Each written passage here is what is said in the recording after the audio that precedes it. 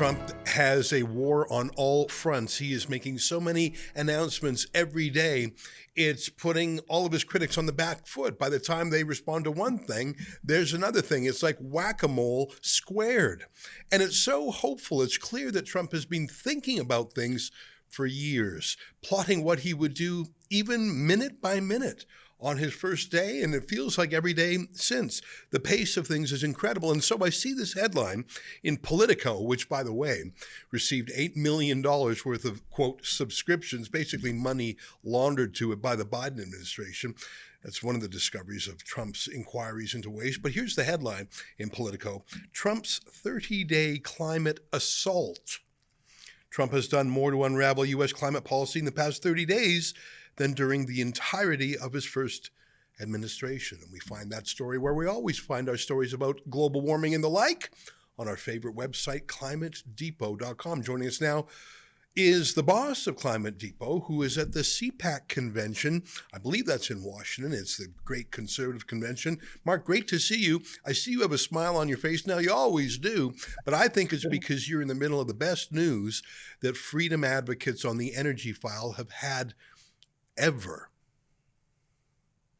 Yeah, let me unpack this in a way. If you just let me explain where I'm coming from. I have been in politics since 1980. As a young kid, my brother worked in Ronald Reagan's 1980 campaign and later his inaugural committee. But I was a volunteer in the fall of 1980 at Ronald Reagan's headquarters in Arlington, Virginia, just across the bridge.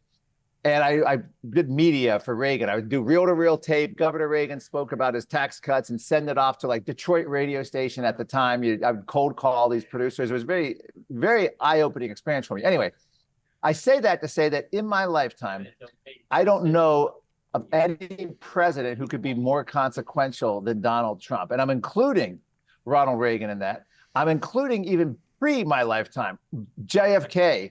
I think you'd have to go back to Franklin Delano Roosevelt to get as consequential as what Donald Trump is doing. And I'm talking broadly. He's the most consequential president of our lifetime.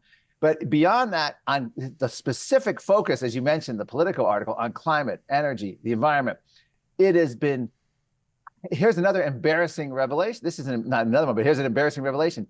I work with a team. We came up with a top 10 list for Donald Trump to do as president.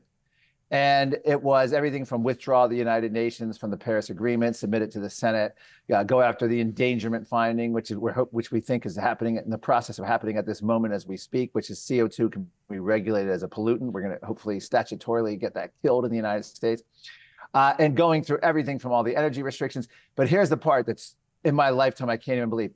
We as activists and as many would say utopian vision, trying to get things, giving politicians a vision, we aim too low because, as you mentioned, in the first 30 days, Donald Trump has exceeded everything he did in his whole 4 years the first time around with much better cabinet picks this time. And I don't even want to say, I'm going to rephrase that. They're not necessarily better cabinet picks, but the framework upon which they're working, and this is important, is they are serving Donald Trump and his vision. There's no rogue cabinet members who we had last time who just sort of were dragging the ball. I mean, everyone is on the same page, and they're like corporate men. I had to say corporate yes men, but they're corporate men doing the company policy, and the company policy is make America great again. So it is just absolutely shocking. And just, you think back to JFK and all his speeches and inspiring.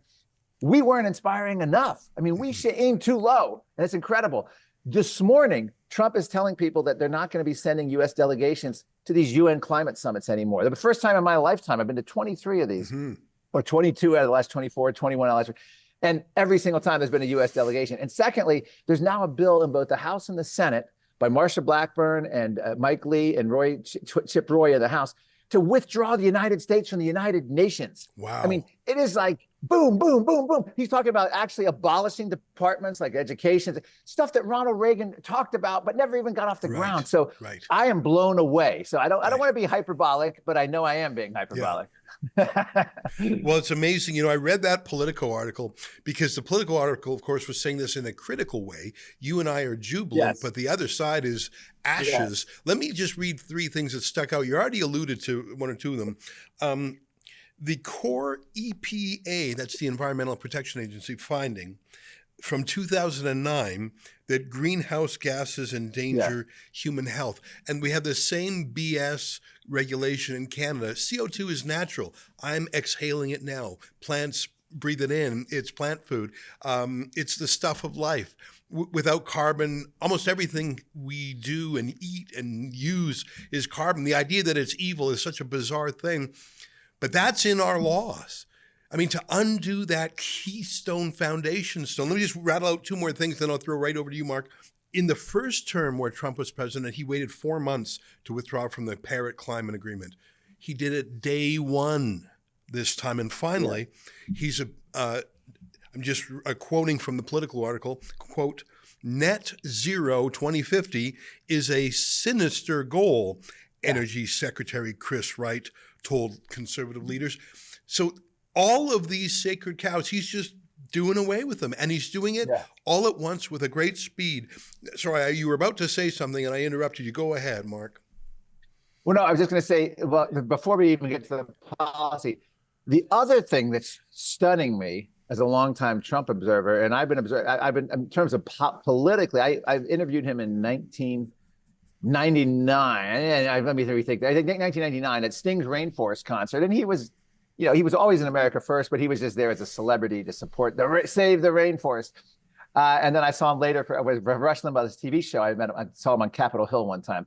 But I just want to say that whatever happened last year, and I think it's the threat of jail and getting shot at, this is the best version of Donald Trump, at least politically, that anyone has ever seen. I mean, he is mature, he's focused, he's not making any kind of rookie mistakes, he's not derailing his own agenda.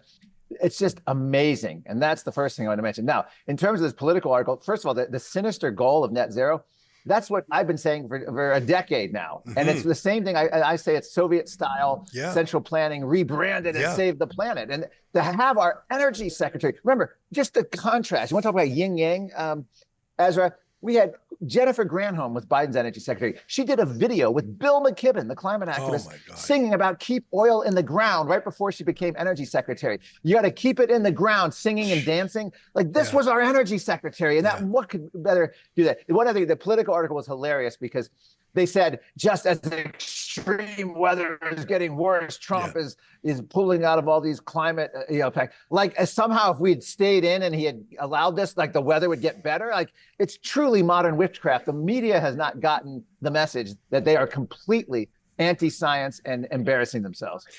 There's so many things you said there. I want to get back to what you mentioned earlier about how Trump's cabinet appointments are Trump's men. And some people say, they should think for themselves. I remember Howard Lutnick, who was the head of the transition for Trump and now Commerce Secretary, was asked, well, do you want a couple of Democrats in there? He said, what are you talking about? If the CEO of a company has a vision, the CEO appoints vice presidents and delegates the vision. It's an order. Like you elect the president, he's the head of the executive branch, and everyone in the executive does what he says. Anything else would be undemocratic. So you're only hiring Republicans? Yes. What a shock. The Republican president is going to hire Republicans who are going to be fidelity to him, his policies, and him, because he's the CEO. Why would you pick someone who's going to try to go the other direction? That would be silly. And we saw it with all these generals. They thought, I know better than him. I know better than him. That's just not true. They went the wrong way, and that's what was the mistake. You can see that in every department, and it may sound flattering that they all say, President Trump has authorized me, President Trump, but they're always remembering where their source of executive power comes from. Lee Zeldin, the EPA administrator, interesting guy from New York, ran for governor, came very close to winning in New York. To watch that guy in action, he is battle trained and bruised himself. In his own way, he was like a mini Trump. And like so many people who have been given this opportunity, he's taken advantage of it. What I like about Lee Zeldin is he's focused on EPA stuff for sure, but he's also focused on finding wealth, fraud, corruption. And not only does that put the bad guys in the deep state on the back foot, but it actually defunds them. I think he's discovered a $2 billion shell organization that was going to find climate extremism, like just off the books. they're not just doing positive stuff. They're defunding the deep state as they go. And I am I can't wait to read the news every day. Every day is a month's worth of news in a day. Back to you. Go ahead. Exactly right. And you mentioned earlier, it's just a form of shock and awe, to use another phrase, where you have the Democrat chairmanship meeting. This was about, I guess, 3 weeks ago now, where they literally like, we have to have one candidate from each gender, and then we have to have a non-binary. I mean, it's like they're still like, they've lost their voice. I've never seen in my lifetime the opposition so steamrolled and flat. You had Hakeem Jeffries, the Democrat House minority leader, basically say, what are we going to do? We have no leverage. We can't do anything. Yeah. I mean, they are just steamrolled by this. But I wanted to mention 2 cabinet appointees to support what you said about Lee Zeldin. Lee Zeldin just seems to be coming into his own. And a lot of this is, these are politicians to begin with, you know, whether Doug Burgum, who, as I mentioned, Doug Burgum and RFK along with Lee Zeldin. But not RFK, but Lee Zeldin was a congressman and Doug Burgum is a governor. They have to deal in balance and all that. But now they're given a singular central focus. Right. And you can almost say, like, wow, they really are rising to the occasion. Doug Burgum, by the way, is going against some of the things he's advocated. He's advocated for net zero standards. I'm just telling you, this is the Interior Secretary. He's advocated for net zero standards stricter than California. He was trying to do it as a sort of an accounting trick, an ideological game where he embraced the climate agenda, but his solution wasn't cutting back on energy. His solution was carbon capture and storage. Right. And that's the BS. problem. That's just an accounting trick. That's a real Enron trick. And Canada's tried to do that too. Canada's oil patch. It's busy work. It's fake. I don't like that either. But you know what I love is how you're right. In the past, conservatives had to make these moral bargains, put water in their wine. But Trump is all about the opposite. He's about going as distilled and pure as you can be. And that's how he operates as a negotiator. Remember, Donald Trump is a master negotiator. I went back, I couldn't find my old copy, so I reordered Art of the Deal, and I started reading it again. And that's a good read to remember how Trump operates. He always goes as far as he can. He likes to destabilize the other side by going so far and being adamant about it and using the media for it. And then maybe he'll get half as much as he asked for. But because he went so far in his original demand, it's astonishing how much he got done.